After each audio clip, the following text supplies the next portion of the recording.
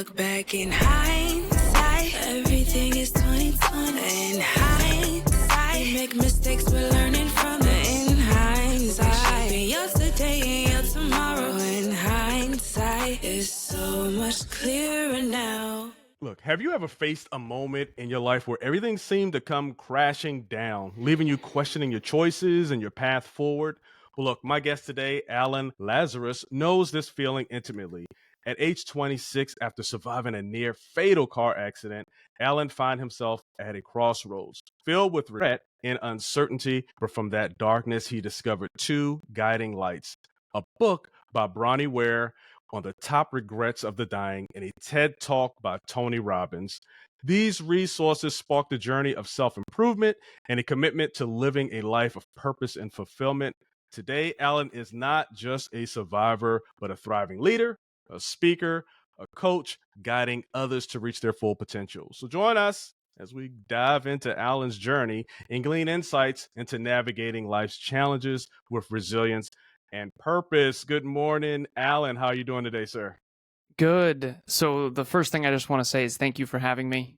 9 years ago, started listening to podcasts after that life-transforming moment, and now I'm on the other end of that, so it's pretty cool. And I do not take it lightly, the opportunity to speak into someone else's life. I think that's one of the most important responsibilities that we have as leaders. So I'm very grateful. Thank you. Thank you so much. First of all, where are you calling in from today? So I am in mid central Massachusetts, little town called Uxbridge. Oh wow! So you're okay. You're clear across the country. Mm-hmm. Has it gotten warm yet there? It's very nice today. Yes, okay. It has. Right. Lately it has been very nice. We actually had thunderstorms yesterday, but it's been like 70s, which is really nice for us. Yeah. Awesome. Okay, so we're going to jump right in. You know, this is Hindsight the Podcast, so we like to talk about your journey, life journey, career journey, you know, your mission, things like that, right? And we want to start off a little bit in the beginning. And in the intro, I talked a little bit about your accident, right? So could you just talk to us a little bit about the accident? And before you even get there, let's go in a little bit further back. Just tell us a little bit about yourself. So the first thing I want to share is I did not understand a lot of this. Again, hindsight is the name of this show. So I used to listen to podcasts like I mentioned, and I would hear these people that understood their story and they articulated it so well. And now I've become one of them. Mm-hmm. And it's interesting because I've since rewatched the movie of my own life over and over and over again. I started doing therapy in my 30s and really digging deep into my past and trying to understand the narrative of my story. So when I tell the story, it'll sound like I had it all figured out. Trust me, I didn't. This is in hindsight. Okay, so I'll give you the quickest version. I'm trying to condense 35 years into less than 30 minutes. So it's not easy. And really, in a nutshell, probably 10 minutes because we have a 30-minute interview here. So, definitely born into adversity. Again, didn't know that at the time. Mm-hmm. Father passed away when I was 2 years old. He was 28. He passed away in a car accident. I had an older sister who was 6. I was nearly 3. And my mother was 31. She was a stay-at-home mom. And my birth father, so my real last name is actually McCorkle. And McCorkle is an Irish last name. My mom and pop-up, my mom is from Ireland. And so my dad's name was John McCorkle. And he was a big Irish Catholic family, part of 5 siblings. So we had Jim, Joe, John, Jane, Joan, Jeanette. So it was big Irish Catholic family. So the McCorkles, when my father passed away, my mom ended up getting with my stepfather. Mm-hmm. My stepfather was Steve Lazaros. And I took his last name around, I think, 7. And I had that choice. So we were trying to be the Lazaroses. So we kind of didn't associate much with the McCorkles, just unconsciously to try to be the Lazaroses. And so first family kind of gone. Fast forward. I refer to age 3 to 14 as I playfully refer to it as boats and BS. Mom and stepdad loved to party. Stepdad had a motorcycle. We had snowmobiles, hunting, fishing. We went on deep sea fishing trips, ski trips, not to mention it was the 90s. So in the 90s, there was a lot of economic boom times. And my stepdad worked for a company called AGFA, which did hospital computers. Okay. So we did very well financially, but my mom and stepdad did not get along well. And that's putting it very nicely. And so there was a lot of really good times, but there was also a lot of really not so good times. And so my mom drove a BMW. We had, we had our own yacht, that kind of thing. Oh, wow. Okay. Yeah. And so when my stepdad left, he took 90% of the income with him. Mm. So he got the yacht and the apartment building. We got the house and the dog. And I went from Xbox, Dreamcast, early Christmas presents, ski trips, and boats to I get free lunch at school now because our income is so low. Mm-hmm, I shop at Salvation Army now. My mom drives a Honda instead of a BMW, like a little Honda Civic, traded in the Beamer. And so it was a big change for me. When my stepdad left, he took his entire extended family with him. So Grandma Joan, Grandpa George, aunts and uncles, I haven't seen a single one of them since, not one. I have talked to my stepdad a little bit on Facebook Messenger, but not much. Right. Same time, sister moves out with her older boyfriend. Same time, my mom and her Aunt Sandy get in a fight. My Aunt Sandy ostracizes us from her side of the family.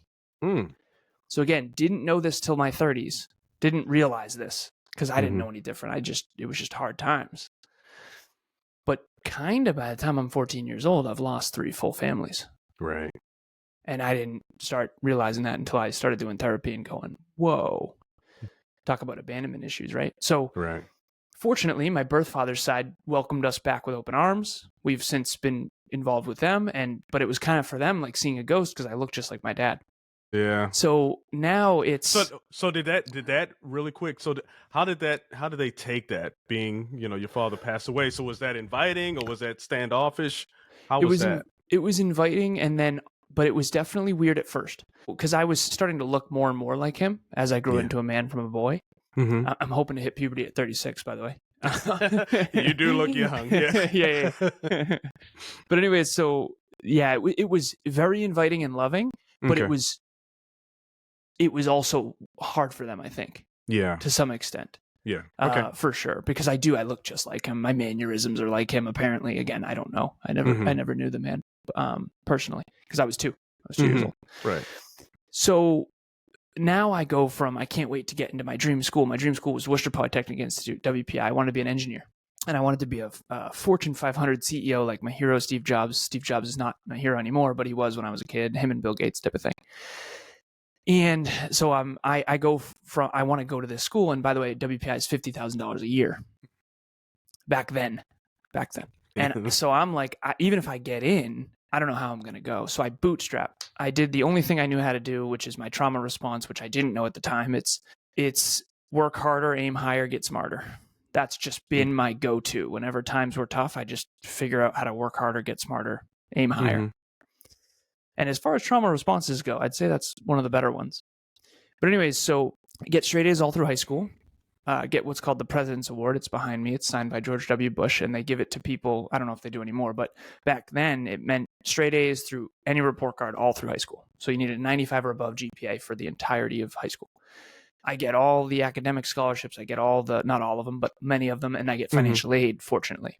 So I get to go to my dream college, and then it's computer engineering. But it's performance-based, so I really got to work hard. Right. Fast forward, I get my master's in business. So I get my computer engineering bachelor's. I get my master's in business administration. And then I'm off to the races. And I work in corporate for a bunch of different tech companies. Computer engineering, you're very sought after. Everyone needs computer engineers, and there's not enough of us, right? So the technology, if you work in tech, you're winning. Strong work. Okay, so I worked for iRobot, Sensata Technologies, Tyco Safety Products, Lens Americas, Oz Development. Eventually landed at a company called Cognex. Okay. Went from 65 to 85, 85 to 105, 105 to 125, 125 to nearly 200. And at this point, I have no kids, no home, beautiful girlfriend in my mid-20s, high school friends, college friends, corporate friends, definitely partying. Yeah. That's the part of the story I haven't said yet, is that I was a partier. Okay.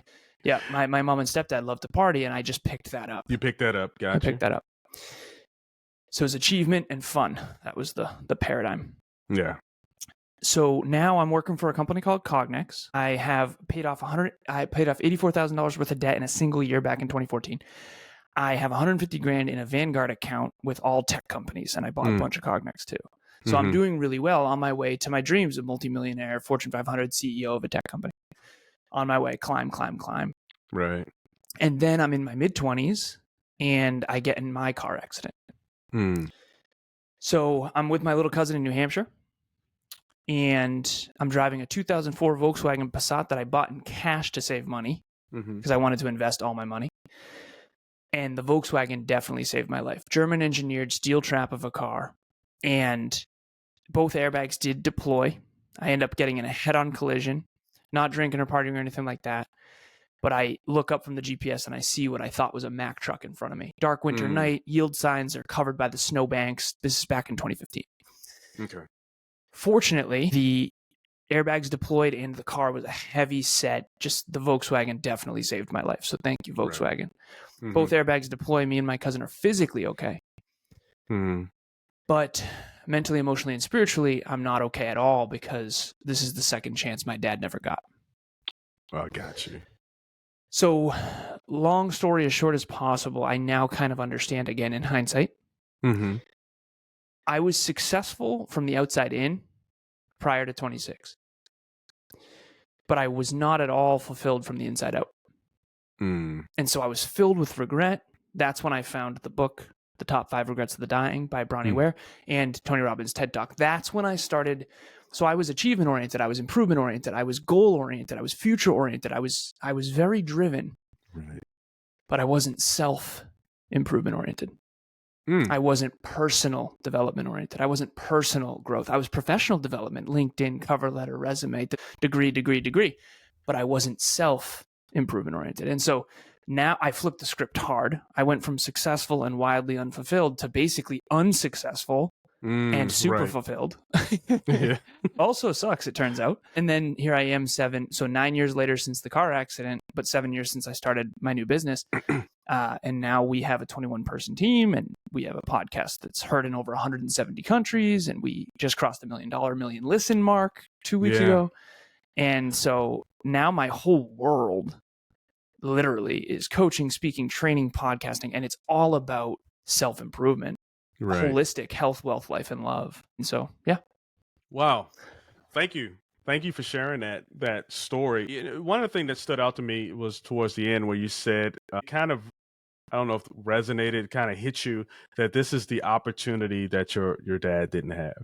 Right. How long did that weigh on you? And what did that feel like? And what did that propel you to do at that, once you had that aha? I spent my whole life hearing stories about John off and on. When my stepdad was around, we didn't talk about him much, but I would hear stories about John, my sister, my mom, my aunts, my uncles, particularly on the McCorkle side, my birth father's side. And the impact was unreal. And so legacy is my number one core value, which is a deep belief in having an impact far beyond one's own life. And so I think a lot of people's relationship with mortality is very intellectual, and they don't necessarily experience it. And for me, it was never intellectual. It was this whole life is finite thing. Yeah. You can say that to motivate someone, but when you grow up in an environment where you don't have a father, so I always say this, like picture your relationship with your dad. Good, bad, ugly, for better or for worse, picture the whole thing. Every memory you've ever had, and then just imagine none of that exists. Right. Yeah. And so that understanding that life is finite for me was never intellectual. It was, I witnessed the pain, my sister, my mom, because they knew him. I was 2. My sister was 6. My mom was 31. And so I witnessed the ripple effect of that impact, both positive and negative. Right. And so when I got in my car accident, it was my second chance to be the role model that I never had. And instead of like saying that as some bumper sticker, it's like a deeper, you kind of have to. Yeah. And that's one thing that I think has shifted completely, because before that I was much more ego driven. I was much more significance driven. I was much more glitz and glam. Okay. And the irony and paradox of that is now I have way more glitz and glam than I did back then, but that's not why I'm doing it. It's like, who are you and what are you doing when no one is watching? Everything else is secondary. And so ultimately, to answer your question, it was all the pain all at once of I could have repeated the exact same thing that had happened with my dad. And I wouldn't have been proud of the man that I became. I couldn't have said that I left it all on the court. I drank too much and too often. I was everything for everyone and not enough for myself. I didn't have the courage to speak up for what I really believe in. I was kind of a social coward. I was always trying to fit in. Yeah. And so I've really flipped that script, and it's been alarmingly difficult, to be honest. I thought for sure when I became a better man, more people would like me. That is not true. Yeah. It's actually alarmingly not true. But Right. at the end of the day, if you can look yourself in the mirror as a virtuous person and go, holy crap, I've done all I can with all I have. I mean, I think that's real victory. But the other stuff matters too. Yeah. So how do you define like success and fulfillment, and how do they intersect in your personal philosophy? I heard what you said.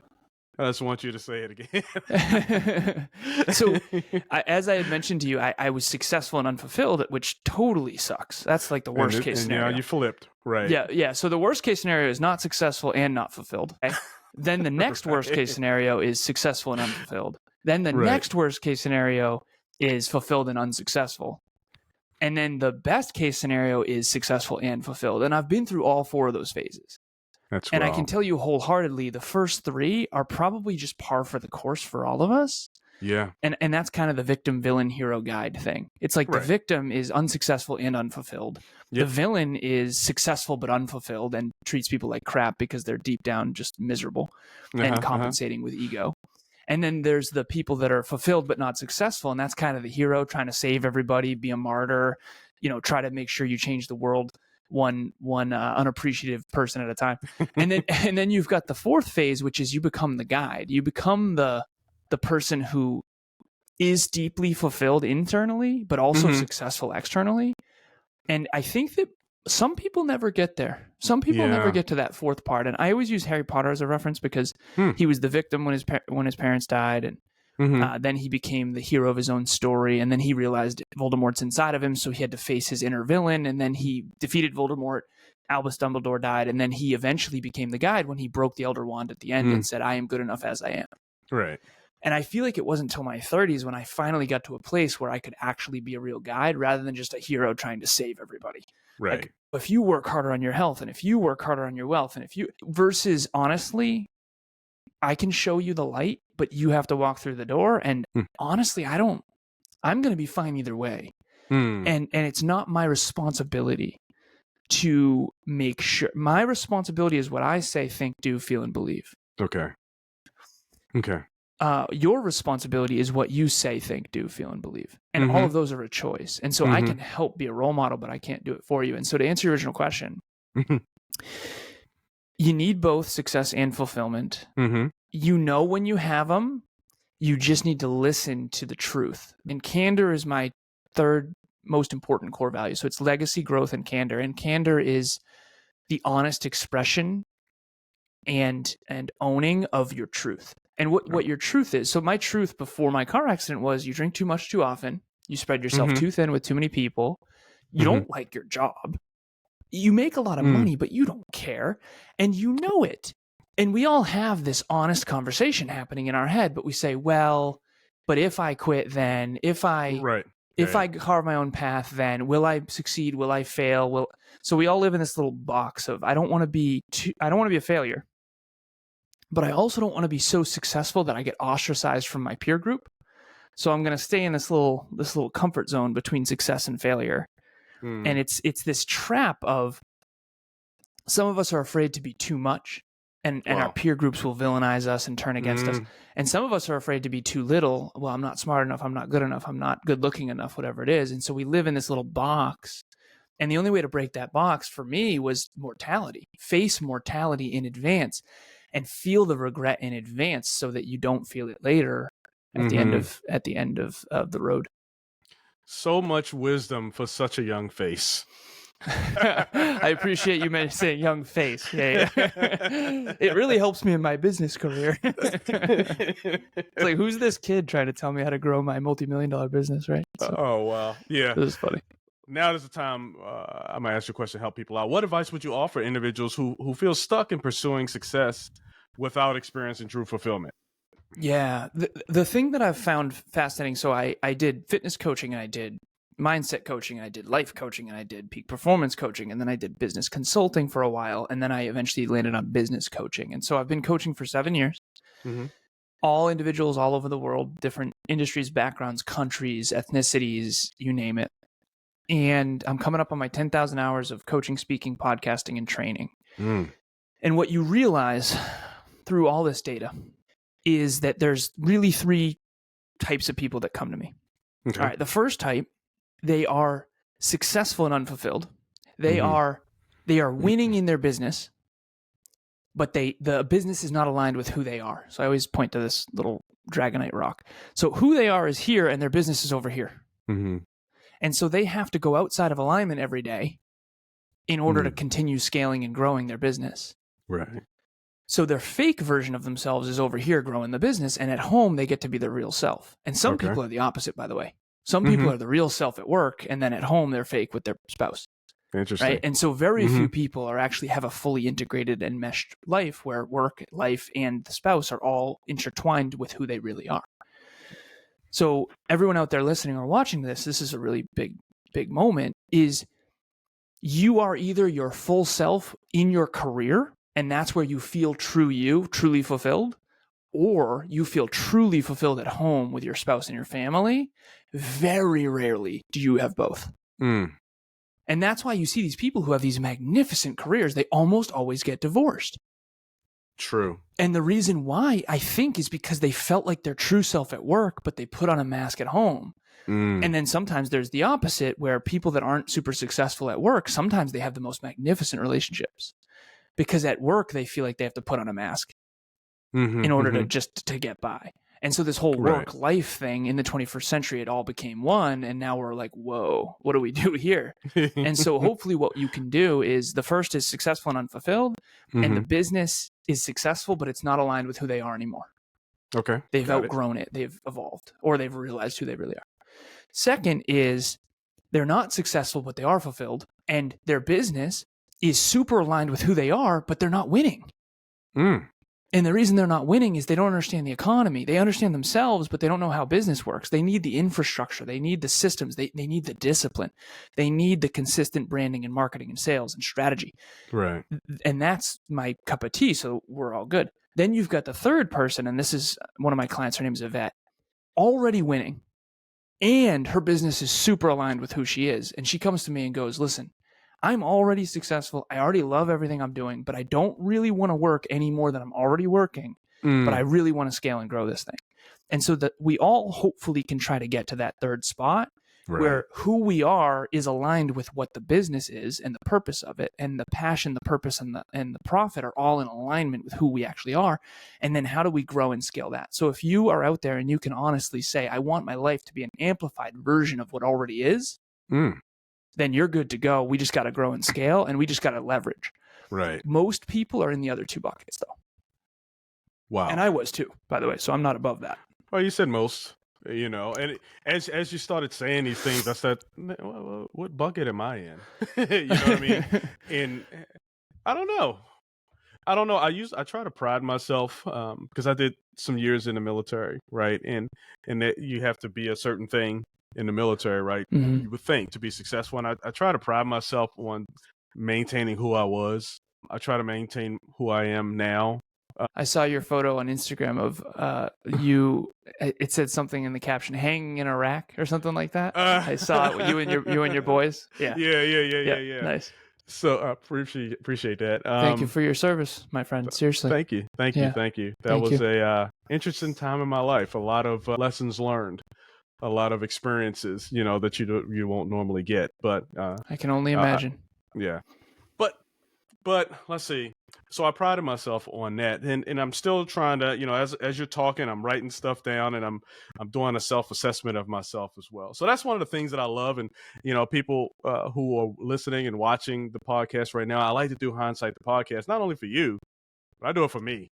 You know what I'm saying? I get plenty of insights and plenty of lessons learned and opportunities to look in the mirror and try to better myself, right? So hopefully, you find some benefit in that, and you do the same thing and learn some stuff. But back to the podcast, back to this. As a leader and a coach, what principles guide your approach to inspiring and motivating others? The first one is the simplest in terms of intellectual understanding, but the hardest to actually do.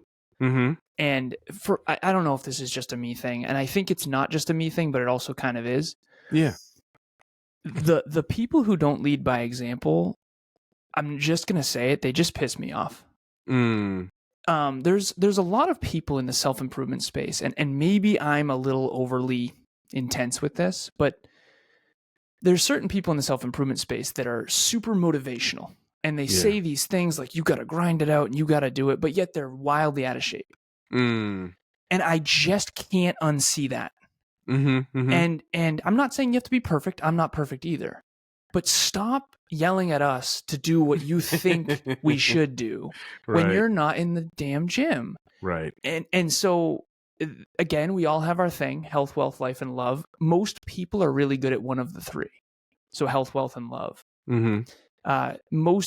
Some people are good at 2 out of 3, and then very few are actually good at 3 out of 3. And I understand why. It's actually really statistically difficult. If you're 1 in 1,000 in wealth, 1 in 1,000 in health, and 1 in 1,000 in love, I'm a big math guy. That's 1 in a billion. 1 in a billion with a B. 1 over 1,000 times 1 over 1,000 times 1 over 1,000. It's 1 in a billion. So it's ridiculously difficult to be good at all 3. Yeah. But the people in the self-improvement space in particular that don't lead by example, it really bothers me. And I was naive. I came into this space 9 years ago, and I read every book, and I met all the people, and I met my heroes, and I interviewed some of them. And behind the scenes, I was like, oh no, come on. There's no way you're that full of it. And you can see how sad I am, right? Little Alan was looking up to these people. And so I just eventually my first reaction was get pissed off. Mm-hmm. My second reaction is just be the difference. Be someone who walks more than talks. Because I used to think, they say actions speak louder than the words, and they do, but actions lie too. Some people act a certain way in front of you, and then behind the scenes when no one's watching, they are not doing that. And I saw so much of that. It's wild.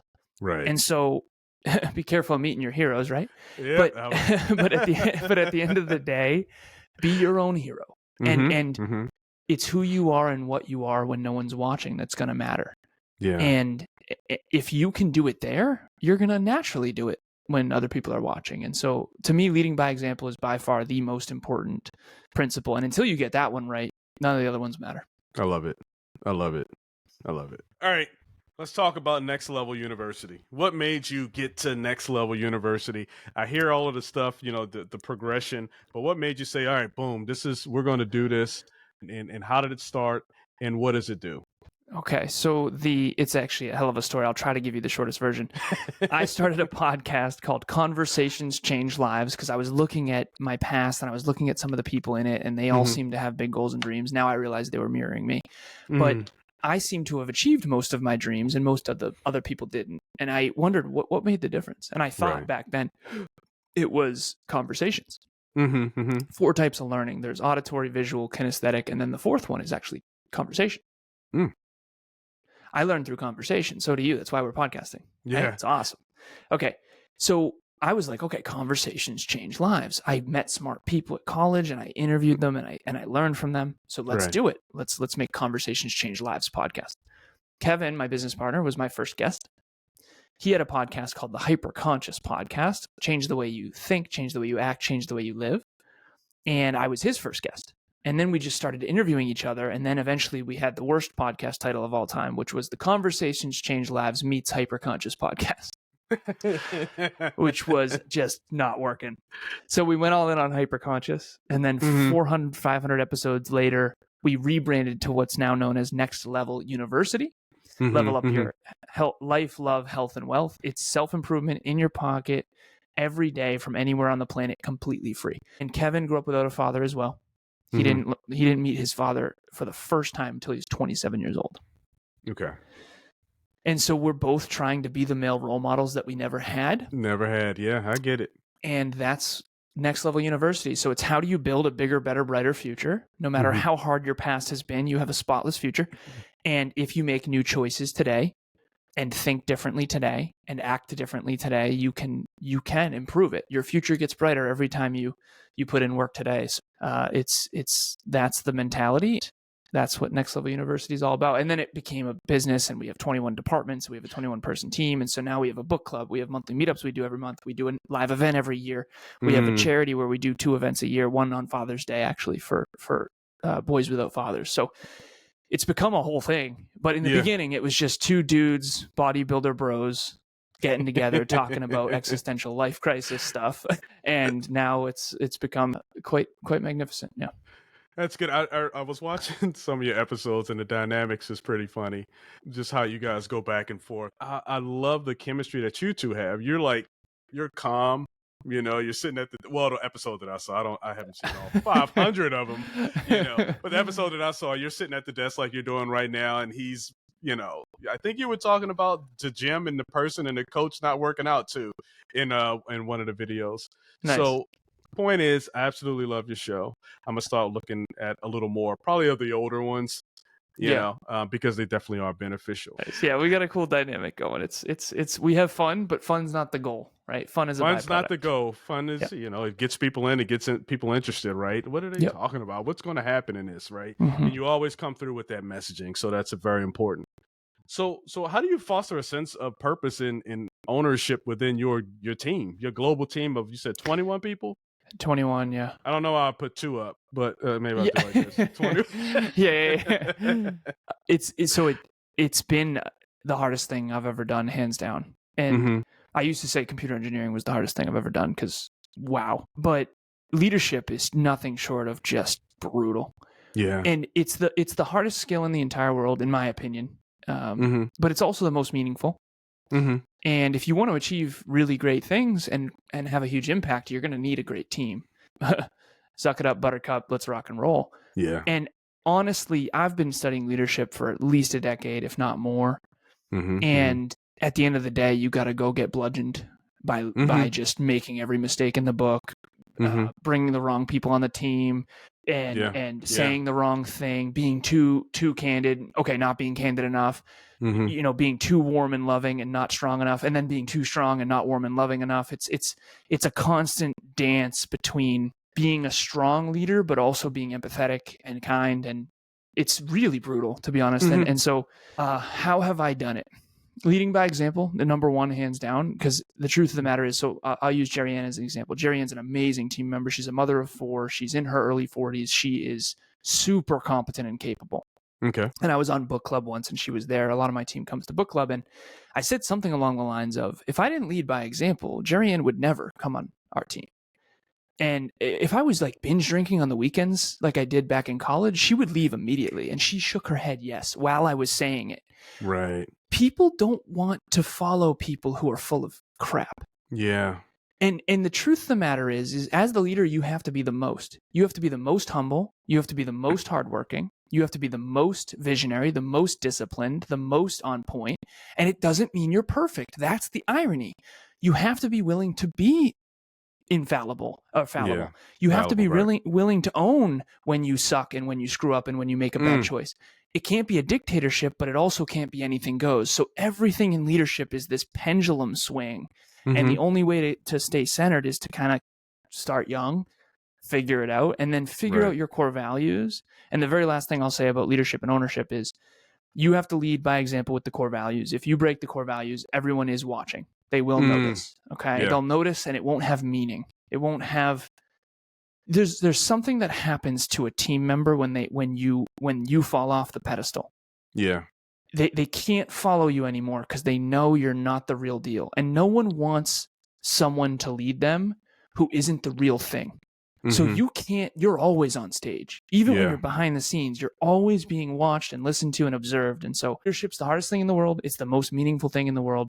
Lead by example 24/7, 365, and realize you can't be perfect and that no one needs you to be perfect, but you better own it quick when you screw up because people need to see humility. All right. Well, we had a leader when I was in the Army. He was Colonel Steele when I met him, but he was Captain Steele. He was a character a real character from Black Hawk Down. And I remember being led, him being our leader, and we were going to Bosnia. And before we went, we used to run. We would go 5 miles out as a brigade. We'd run 5 miles, and then he took us to this field. And this wasn't every day. It was always something different. But he took us to this field this one particular day, and it was a square that was in the grass and some boxing gloves on either side. And he's like, you line up on this side, you line up on this side. And then we all lined up. And he was like, all right, whoever's in front of you, you're going to fight him. I don't care. If you're a $105 and he's 350, life ain't fair. Suck it up. Right. That was his mentality. So I didn't know that he was also Captain Steel from Black Hawk Down, a guy who had been to combat, a guy who had seen things. Life ain't fair, right? He's seen people dying. He's seen, all of these things, right? I also remember going into his office one day, and he was in the gym, and he's curling like 100-pound dumbbells, just always looking the part. And it resonated in me when you were saying, lead by example. Right. He was always trying to better himself. And it was either that was the physical, that was the motivating, but it was also learning military strategies and all of these different things. And when we went to Bosnia, we just looked at this guy. We were ready to do whatever. Mm-hmm. And it means everything when you lead by example. It means everything when you're saying these things and you believe in these things. And then you lived it. Like we saw, like, oh my God, he went through. Okay.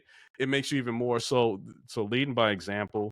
Being that person, I wholeheartedly agree with you because I experienced it, And Lee, he probably didn't even mention that he was the character in Black Hawk Down, right? You had to find that out on your own. He did not. That's a real leader right there. Yeah. Because it's the one who rests on that past and doesn't keep trying to be better for the future that we get hoodwinked by. Yeah, exactly. Yeah. Anyone can try to perform. But who are you when no one's watching, right? And so the person who doesn't have to talk about that is the person who really is it. And as I've become more like older and more mature, I'm still only 35, so I'm still a very young leader. Mm-hmm, but that's what I've come to realize more than anything is it will ripple outward, the impact will, but it takes so long. It just takes so long for people to, because I have 23 clients at this point. My youngest is 18, my oldest is 63, and I've coached hundreds of people, and all of them are winning. So I thought, well, eventually everyone's going to notice. Everyone in this dude's corner wins. It is wild how hard it is for that to actually, but you can't be the one to say it. Even me saying it right now is uncomfortable. Right. Everyone in my corner is winning, and it's a lot of it is the hard work I'm putting in. Yeah. But you can't expect other people to notice that right away. It has to become so blatantly obvious. And in some ways it never will be. And so you have to just kind of handle that. And when you're willing to not get the credit, you can do amazing things. Yeah. If you have to be the front guy, you probably won't be the front guy long term. Anyone can be the front guy or the front gal short term in a big W. But who can be there, whether it's high or a low, an ebb or a flow, good times, bad times? Who's the steadfast, I'm here, the trust is built there. Trust is built when no one's watching and when people are watching, not one or the other. Yeah.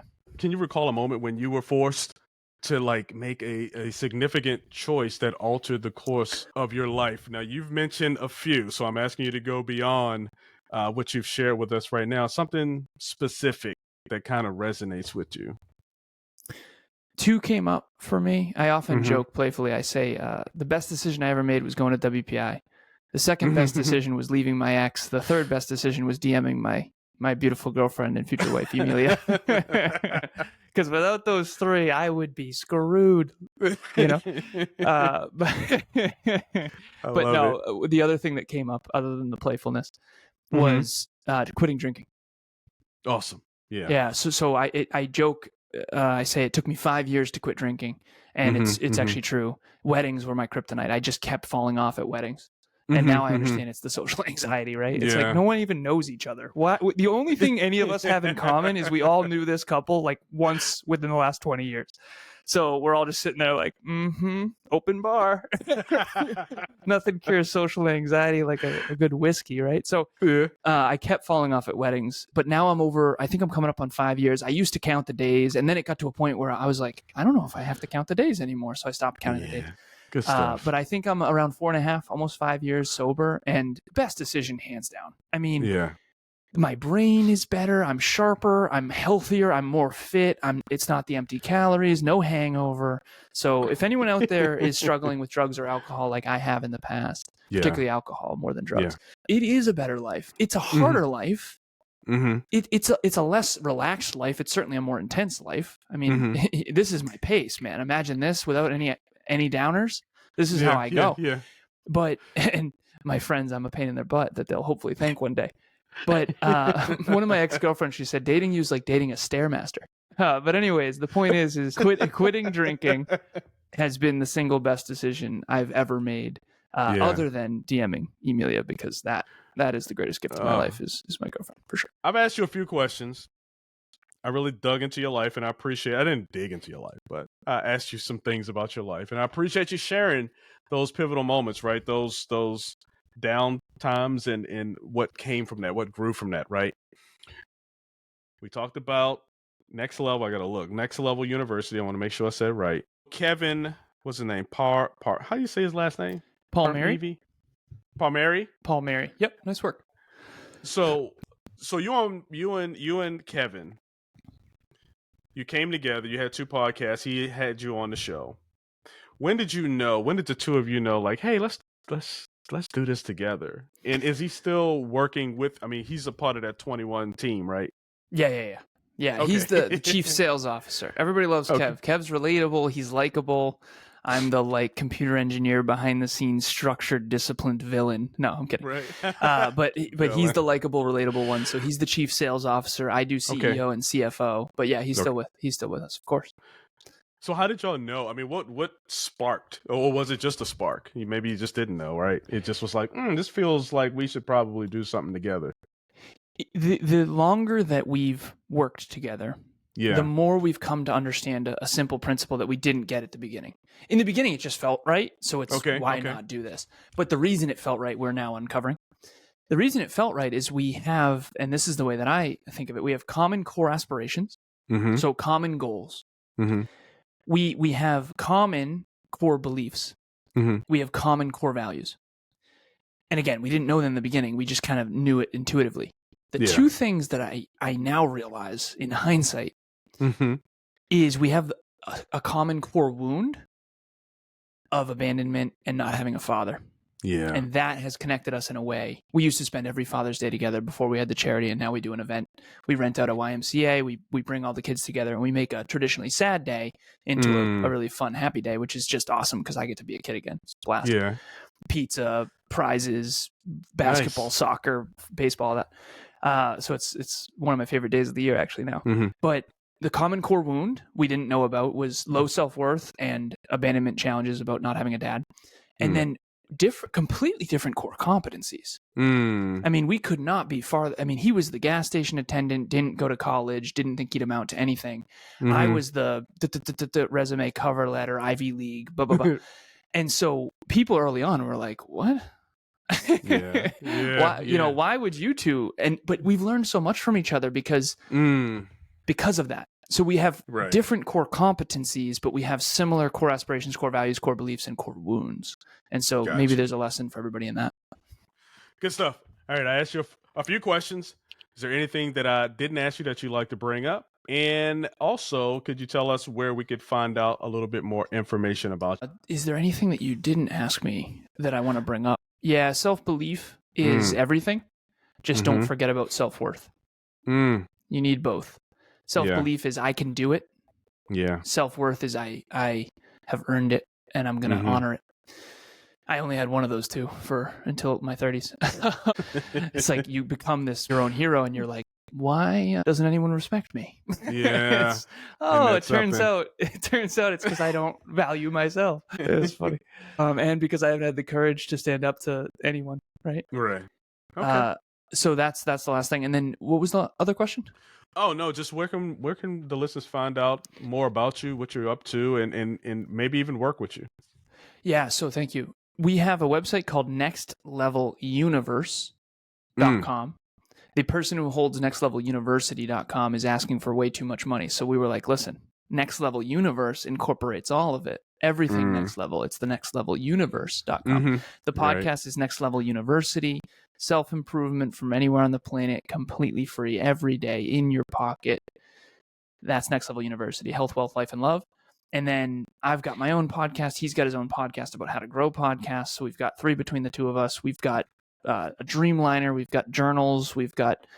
It's become a whole thing. So we got meetups, book clubs, all that kind of stuff. So nextleveluniverse.com, all of that's there. If you want to work with me personally, if you want to start, grow, monetize, scale a business online, that's my specialty. I'm not brick and mortar guy. I'm online. You can email me, alan@nextleveluniverse.com, spelled just like it sounds, ALAN @nextleveluniverse.com. I love it. Hey, thanks, Alan, for sharing your remarkable journey with me and with us today. Like, your stories of resilience and transformation serves as a beacon of hope for those facing their own challenges. Listeners, look, remember that true success is not just about achieving goals, but also about finding fulfillment in the journey. As Alan exemplifies, it's never too late to pursue a life of purpose and meaning. I love doing Hindsight the Podcast. Selfishly, I do it so I can grow. Selfishly, I do it so I can learn and experience different things by talking to wonderful people like Alan. And I hope that you find some benefit in it as well and continue to tune in, subscribe. Don't miss an episode.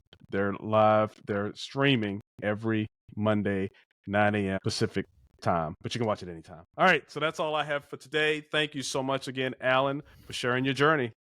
Thank you for having me. This has been an honor, and keep doing what you're doing, because hindsight is 2020, and there's so much gold in looking at our past. And sometimes we don't, because it's so painful. So absolutely. Awesome. Absolutely. Thanks, Alan. Hey, thanks for joining me here on Hindsight the Podcast. I'm your host, Lee Jones. I hope you enjoyed this episode. I know I did. To make sure that you don't miss a single episode, why don't you just go ahead and subscribe? And also, I have a quick survey. It'll take you 1 to 3 minutes just so I can get a better understanding on how to get the best content to you. So here that is as well. Until next time, once again, thank you.